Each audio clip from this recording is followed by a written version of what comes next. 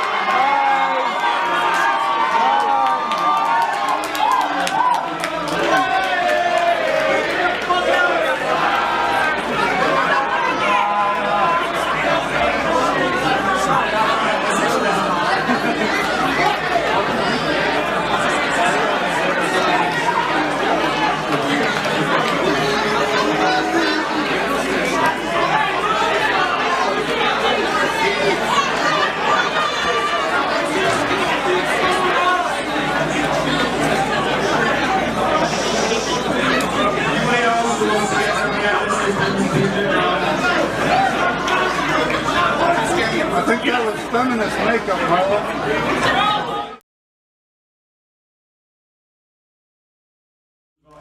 Does anyone here believe that women are paid less than men for the same work? Put your hand up. Everyone who puts their hands up, you're idiots.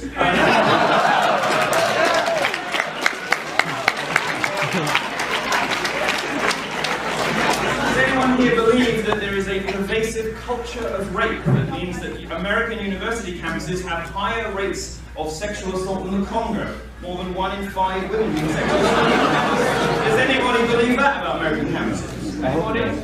No? Fewer idiots on that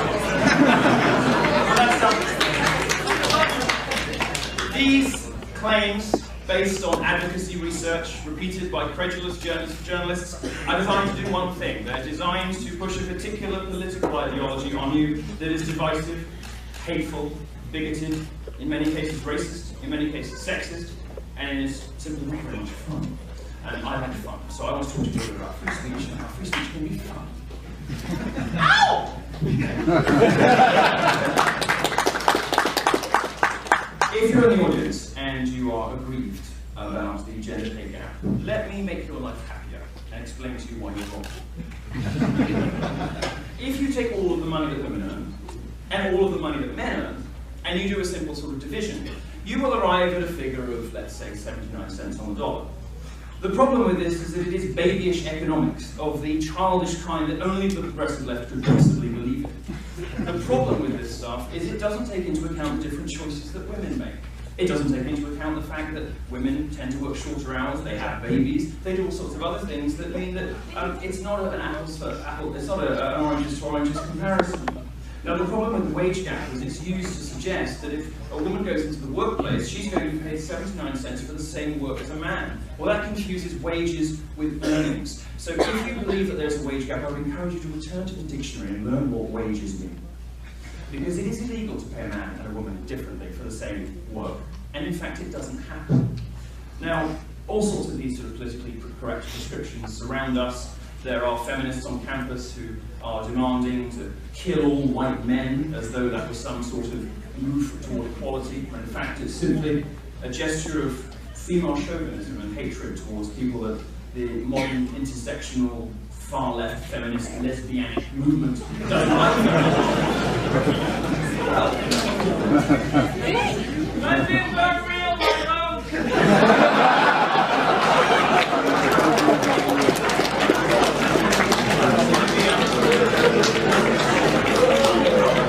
Somebody's been watching me too much on YouTube. I agree with you. It's outside the scope of the present discussion, but since you brought it up. No, I'm not entirely sure there's sex without penises. I don't think that works.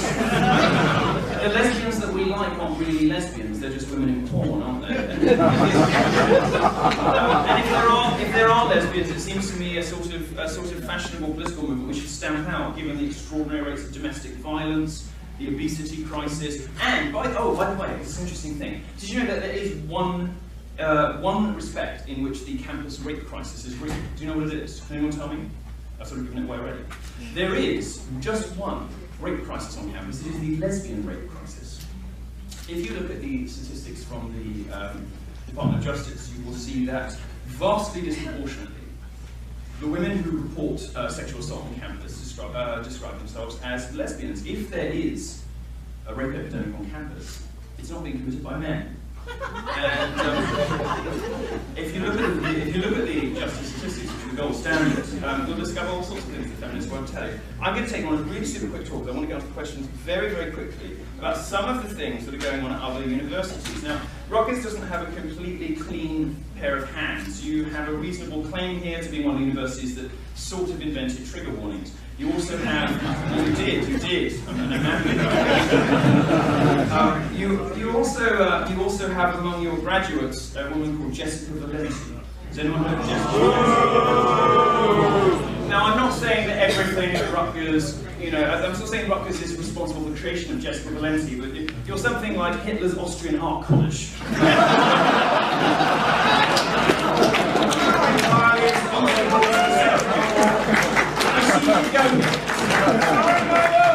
Okay, I forgive you.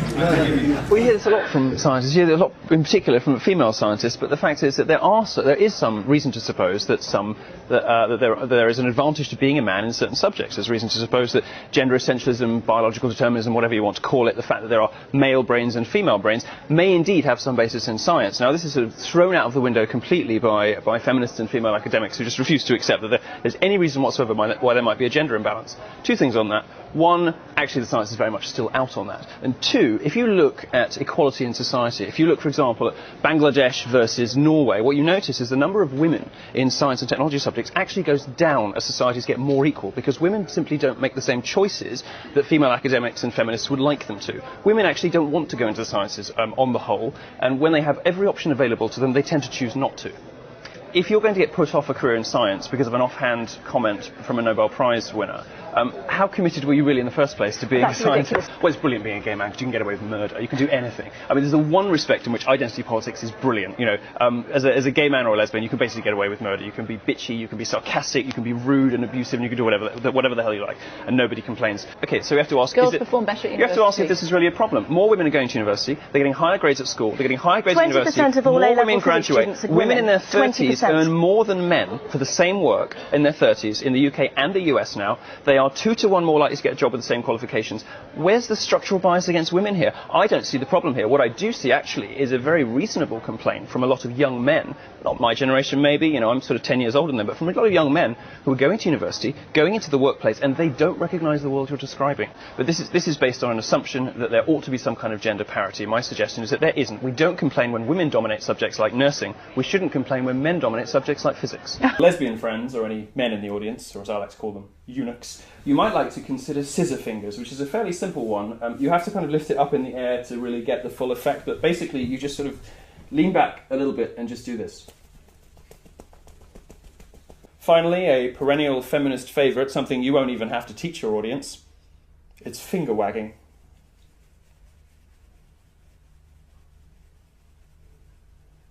I think it's pretty clear, unfortunately, that it comes down to an issue of personal responsibility. No cloud service is ever going to be completely secure. Apple does have a responsibility to make its software as secure as possible, but there will always be hackers who are much smarter and much cleverer and much more determined to exploit vulnerabilities. What this boils down to, for celebrities just like everybody else, is personal responsibility. And if you're going to take pictures of yourself like that, by far the most intelligent thing to do is do it with a Polaroid. Don't do it on a device that's connected to the internet, that's sending your pictures to servers you don't control. It's a recipe for madness, and for somebody who is as rich and as famous as Jennifer Lawrence is, it's sort of unbelievable. It's really weird, isn't it? I mean, we keep hearing about all of these extraordinary hate crimes that happen everywhere, but it doesn't really, I don't think, reflect the Britain that most of us know and love. The problem really, I think, is that there's a whole ecosystem of publicly funded think tanks and university departments and all the rest of it, all set up to find prejudice somewhere to justify their own existence. I mean, it doesn't reflect the country that I know, and I don't think it reflects most people's experiences of being gay. Well, I grew up in a very small village in Kent, and I can tell you that actually, people who live in the country, who grow up in rural places in England, are some of the most tolerant, some of the most welcoming, some of the loveliest people in the country. In fact, it's in the city that I have personally experienced more, oppression or victimisation, because I don't think they really exist in Britain anymore, but certainly where I've experienced the most problem for being gay. And ironically, it's not really for being gay at all. It was much more difficult to come out as a Tory voter being gay than it was, my sexuality in the first place. And that was a result of a sort of gay establishment, which is now using very much the same sort of tactics that they say that they were subjected to themselves over decades. I don't think it really reflects Britain, and I think it's easy to get caught up in the hysteria and drama about homophobia. It's not really a problem anymore in this country, in the same way that it's patronising and out of date to say that women are some sort of oppressed minority or oppressed underclass in this country. It simply isn't true anymore.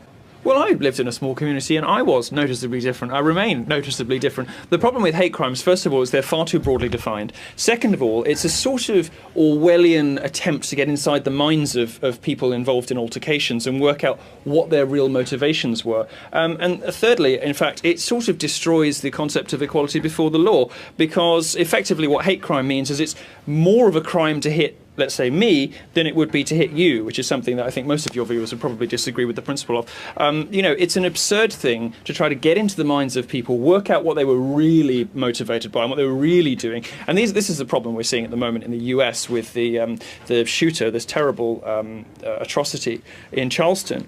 People trying to get into his mind and work out what he was really motivated by. The fact is, we'll never know. He was crazy. Lots of people get into fights all the time, but if you provide people with this ready-made victimhood script, they're quite willing. They will be quite willing to use it. And unfortunately, gay people do get into fights, and when they get into fights, they have a habit of crying foul and crying homophobia in the same way that unfortunately lots of other kinds of minorities have sort of been trained into doing as well, because they know it gets results. Like every sort of rightist movement in its death throes, the discussion gets ever more hysterical and focused on ever smaller things. So if you look at sort of the gender war, you look at modern feminism, they start to focus on ever more tiny things, but ever more hysterically. So we see, for example, obsession over transgender pronouns to the point of hysteria and mania, to the point of pursuing people if they don't use them properly. We see, discussion about manspreading, which is this thing in New York. Apparently, men sit with their legs too wide on the tube, and it's spoken about with extraordinary sort of ferocity and hatred, like this was something that actually mattered. I mean, never mind the women who put their handbags and shopping on the seats.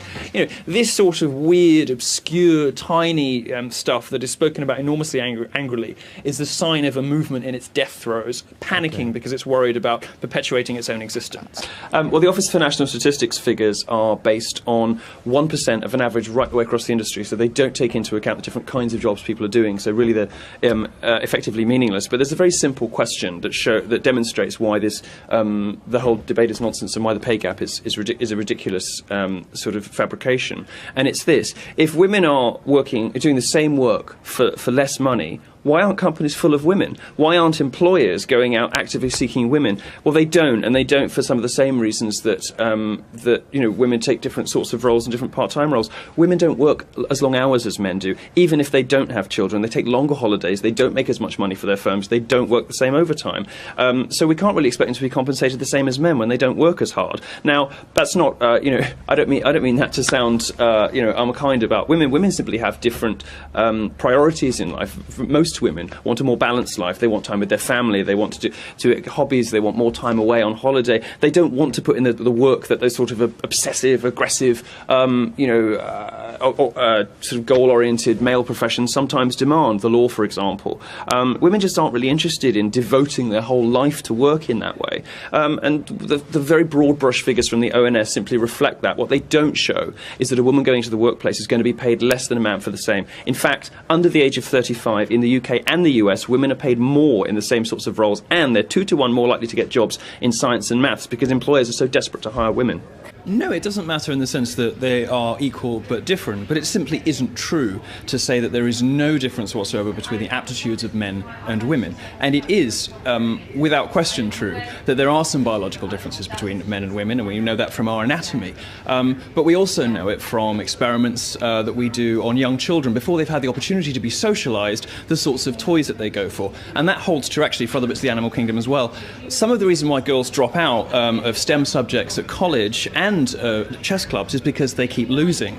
And one of the reasons they keep losing is that it does seem to be the case that chess as a game plays to some of the male intellectual virtues. And when Simon Baron-Cohen talks about these, the way he describes it is men are good at systematizing and women are good at empathizing. And there is some reason to suppose that that may have some basis in biology. It's very trendy these days to say that everything is socially determined, but that's not what the science says. And it's not either what common sense says, because if it were true, these days there would be a lot more representation of women in the sciences, in astrophysics, in philosophy, in mathematics, and in chess, but there isn't.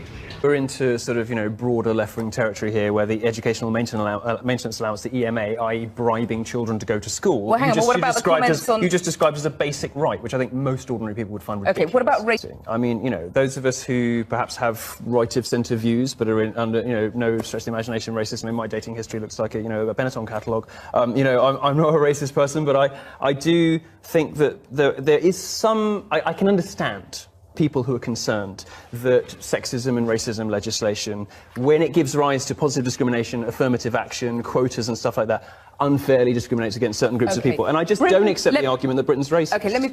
Well, it's extraordinary, isn't it, to hear about, the fact that there's apparently a problem with women worrying about being too thin. That's, of course, not the problem. The problem is that everyone's getting too fat. And actually, there's no evidence, really, that any of this stuff has much of an impact. A lot of the science is very fuzzy on this. It's social science stuff rather than any real sort of reports or anything. I mean, what worries me about all of this kind of stuff is the implication that somehow we're going to make people's lives happier or better by encouraging them to believe that whatever body shape they are and whatever they look like, they're beautiful and they're going to be happy. That's evident. That's quite clearly not the case. I mean, if you look at women's happiness has been going down since the Second World War. Actually, every decade, women are getting more miserable as they get told that they can be who they want and look how they like. And you can say, I suppose, that a woman's self-esteem should have nothing to do with whether or not a man's sexual preference, sort of coincides with how she looks. But the fact is, women are getting more unhappy. And this sort of slightly irresponsible trend to sort of encourage people to eat whatever they want and do whatever they want is is one of the things that's fueling an obesity crisis. And that's a really serious thing. That's a real thing. That's something that's got health implications. It's got cost implications for the NHS.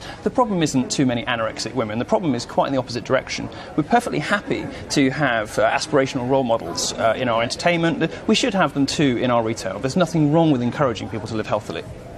I'm not sure where this sort of obsession with realism and realistic proportions has come from. I mean, there are blogs, sort of feminist blogs out there that show, video game characters in more realistic proportions. They turn Lara Croft into this sort of dumpy, lesbianic, short woman in cargo pants. And nobody really wants to see that. Nobody wants, not even women. It's not an aspirational sort of icon that people can aspire to be like. The fact is, we do have a huge problem with people treating their own health very irresponsibly. And I personally find when media figures and feminists and activists and campaigners encourage women to worship themselves no matter what their size and what their shape, actually that just has the effect of making women unhappy. And women have been getting more unhappy decade after decade after decade since the Second World War, since this stuff started to happen. I'm not sure that's the case. I think it's quite an important part of growing up, that sort of, as people start to, experiment with dangerous language, they argue with each other, they position themselves against other people. And if you provide them with these enormous words on mainstream TV news stations, because you've written in national newspapers,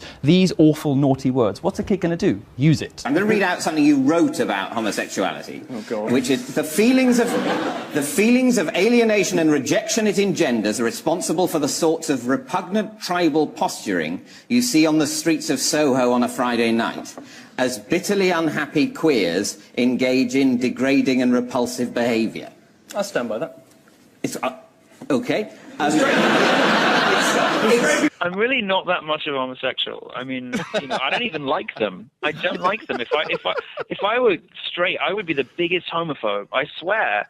I don't even like them very much. I'm not a libertarian because a lot of my friends are libertarians. So many of my friends and colleagues are libertarians. But I sort of think it's all well and good until you realise that actually it'd be better if your daughter did not grow up to be a crack whore. And the other thing about libertarians is on the whole, libertarians are such children. They're obsessed with two things. They're obsessed with weed and hacking. And all they ever want to hear about is like where the next eighth is coming from and Edward bloody Snowden. This is all they have to talk about. All they want to talk about, weed and hacking, weed and hacking. I mean, they're sort of perpetually 17. It drives me insane. I mean, libertarianism is it's some great intellectual, philosophical sort of history and heritage of this movement, classicalism, J.S. Mill, and all the rest of it. And all they want to talk about is weed and hacking. And it just drives me up the wall because there's some really useful and interesting things that they could say about the proper limits of government, but they never do. I'm guessing that you, Dean, are not obsessed with weed or hacking, but no. But this is the impression I always get from libertarians. I'm more sceptical about same-sex marriage, mostly because I think it makes homosexuals really boring. I mean, the only good thing about being gay was, it was being able to sort of break all the rules, stumble out of a club bleary-eyed at 4 p.m. on a Monday afternoon, and nobody could judge you. There was a good thing about being gay. It's not gay marriage. They want us to. This is just society's way of controlling dissident subcultures. They just want us to sort of settle down, get a house and a car and adopt a child, and have a terrible 9-to-5 job and become just like everyone else. I mean, being gay, grow up being gay, it's pretty awful. It's pretty, it's confusing. You feel, miserable half the time. I've never been the victim of any sort of, unpleasantness, but, generally it's not a sort of happy way to be. Your reward for that is for the rest of your life. You get to behave terribly and nobody can say anything. This sort of gay marriage is incredibly depressing. I think it's awful for gay culture in general has become so sort of bourgeois and depressing and miserable. So I'm not a fan of that. And when you see things like the Memories Pizza, these sort of poor pizza shop owners who get hectored and pilloried and bullied into closing down their store because they don't want to make a cake for lesbians. I mean, who would endorse lesbian marriage? You know what the domestic violence rate is for lesbians? I mean, it's I don't. But crap out of each other they beat the crap out of each other all the time. I mean, I can well imagine if I owned a cake shop. I'm not making you a cake. It's just going to end up on her face. You look at the statistics on lesbian domestic violence. You can look up an article that I wrote for Breitbart, which is called "Attack of the Killer Dykes," and basically you look. I'm just making your life worse now, I'm sorry. Basically, the culture wars which we're familiar with, feminists and, authoritarians of all stripes who want to clamp down on creative freedom, tell people that art forms make people sexist and violent and racist and all the rest of it. No evidence for any of this. It's all crazy. Finally, these wars arrived in video games last year. And so gamers, unlike any other fandom, unlike comic books, fantasy, sci-fi, all of whom have toppled over and taken it and started self-flagellating about, what an awful, diversityless, terrible, straight, white, male, patriarchal kind of pursuit this is. Gamers said, you know what, actually, no, wait, you're wrong about this. We're hugely diverse. We're very welcoming. There is no evidence that video games make anybody more violent, more sexist, or anything else. Get out of our hobby. We're not interested in your political warfare in something that we love, which we do precisely to escape from this kind of nonsense in the rest of the world. And so that's basically it. It's a sort of pitched battle between ordinary gamers on the one hand, and on the other, the ranked masses of the media, all of whom bought this line about them being misogynistic losers, feminist sort of critics and academics, and basically the whole establishment. And on the virtuous side was gamers and me. I never call them back in the morning. Don't spread scandalous lies. Rick Perry, I would say, total homo. Really? No, okay, I wasn't going to end Rick Perry. Now you're going off. I was going to say Al Gore. I've always thought Al Gore was gay. Oh, no. He's so unfashionable. No. He's just, he has no personal style whatsoever. He has nothing. I mean, Rick Perry's got a certain swagger. Rick, you can sort of tell Rick might, maybe. No, but Al Gore is way too unfashionable to be homosexual. We will not accept him. We will not have him. He's not getting in. Hillary Clinton. What do you think? You think she could... Do I think she's a lesbian? Yeah. Ooh, well, you know what? She's got that sort of cold steel behind the eyes that a lot of them have, hasn't she? She's got the terrible... She's got the devil's eyes. One size too small. No, do you know what I mean? That sort of those dead fish eyes, Yeah. They're just sort of, or maybe bird eyes. They're just doll's sort of, eyes. There's there's something of the ineffable, the sort of endless abyss behind those eyes of cold, dark... sociopathy, and it's a sort of thing you see quite often in lesbians. So, I don't know, maybe. I don't know where this idea ever came from. Gays and lesbians get along, we like each other, we hate each other. No, it's like werewolves and vampires. Yeah, it's just, right.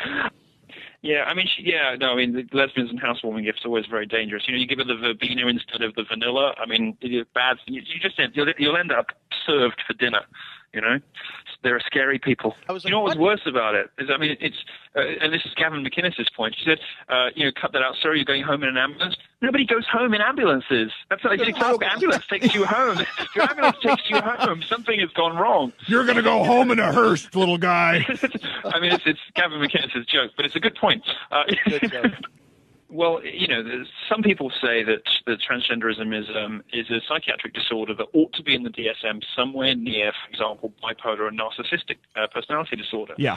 And they get very upset when you say this, but just look at the prominent transsexuals, and even not prominent. If you happen to know any in personal life, I mean, I know one. And tell me that they don't have a touch of NPD about them. I mean, these people crave attention more than they crave, surgery. I mean, it's an extraordinary thing. They do seem broken that way. What worries me more is that we're creating this sort of privileged class of victims, I think, in America, where if you belong to a particular group or you have a certain disease, you can basically get away with saying anything. So there's a great satirist called Godfrey Elfwick, who's a sort of social media satirist, and he takes the piss out of feminists. Anyway, he's absolutely great, and you must follow him. But he tweeted her because he likes to go sort of very left-wing celebrities pretending to agree with their points of view, so they sort of get locked into conversation, and then he drops bomb on them.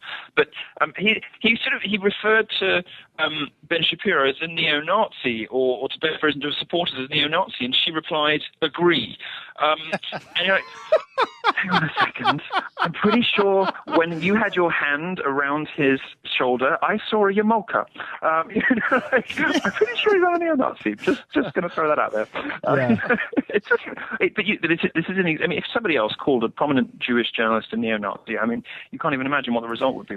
The trajectory of pressure is only ever in one direction, and that's because, for example, the same people who want all of women to be allowed into men's spaces and want to be able to take over men's sports are the same people who are complaining that women's football is less highly remunerated. Well, it's less highly remunerated because it's incredibly fucking dull, enormously boring. I disagree with you. I hate soccer, but I think soccer is a woman's sport. It's just the same as the men, so it's a wash to me. Well, I agree with you in general. It is a sport for girls, but there are boy girls and girls, and the boy girls are faster and better, and they make more money, and that's perfectly reasonable. But you never see people who want boys injected into girls' sports. Of course they don't. You know about the hockey thing, right? Like the American women's Olympic hockey team plays high school hockey teams and loses. High school boys hockey team and loses. They consider it to be really tough preparation for the Olympic competitions. The women's Olympic hockey team play like high school boys and lose, but they think that's basically the best team they can find to play against. And that's It's called testosterone. It's a ring full of... Yeah, but I didn't believe that when I first read it, but it's absolutely true. My son is 15, so I clearly have had sex at least once. At least once. This is true. You've broken my heart. Milo was just hoping. I was sure he was a homosexual. I mean, did you see that outfit? I mean, did you see the outfit? And come on, Terry Hatcher is a gay guy's idea of what a beautiful woman is like. She's absolutely beautiful. But if a gay man was asked to describe the most beautiful woman in the world, he would describe Terry. I mean, that's what. She has so many gay fans from Desperate Housewives. They're all homosexual. So obviously, the outfit, the spandex, Terry Hatcher, clearly gay. But no. No. See, it's my teenage gaydar was not as refined then as it is now.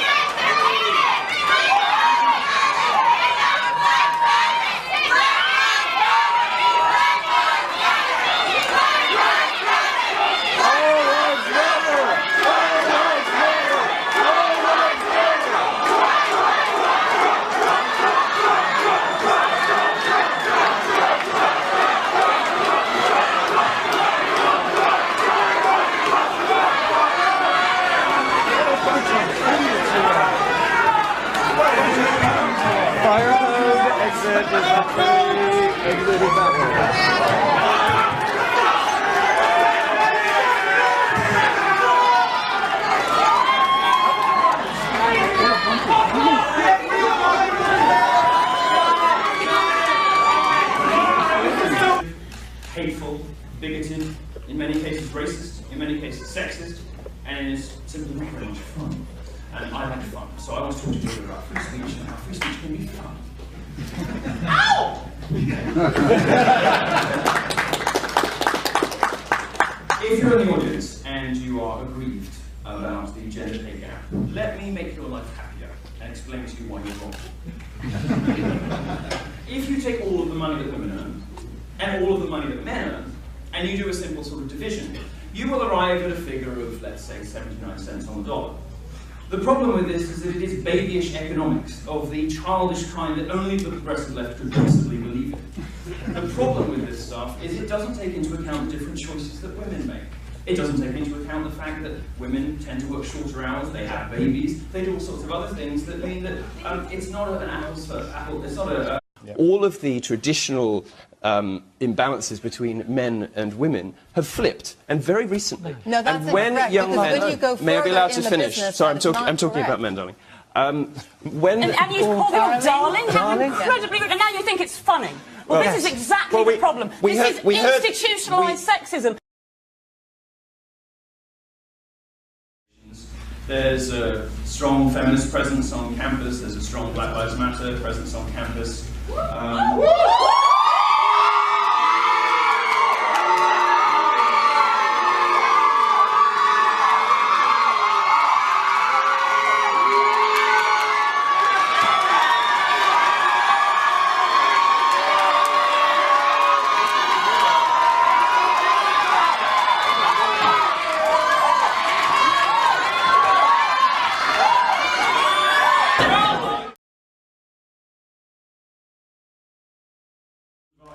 Does anyone here believe that women are paid less than men for the same work? Put your hand up. Everyone who puts their hands up, you're idiots.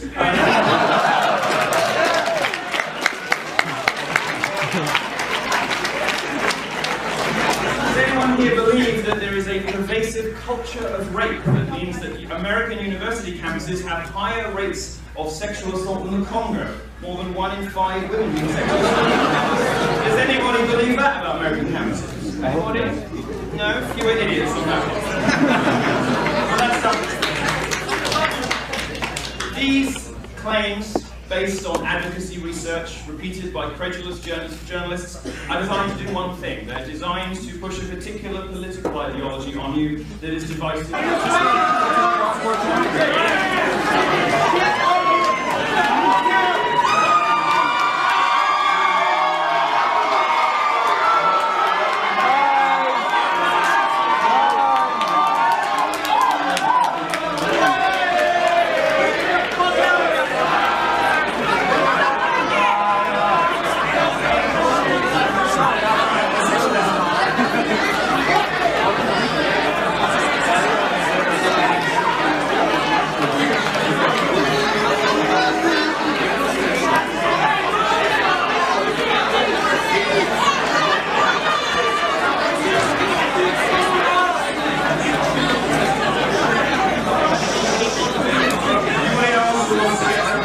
I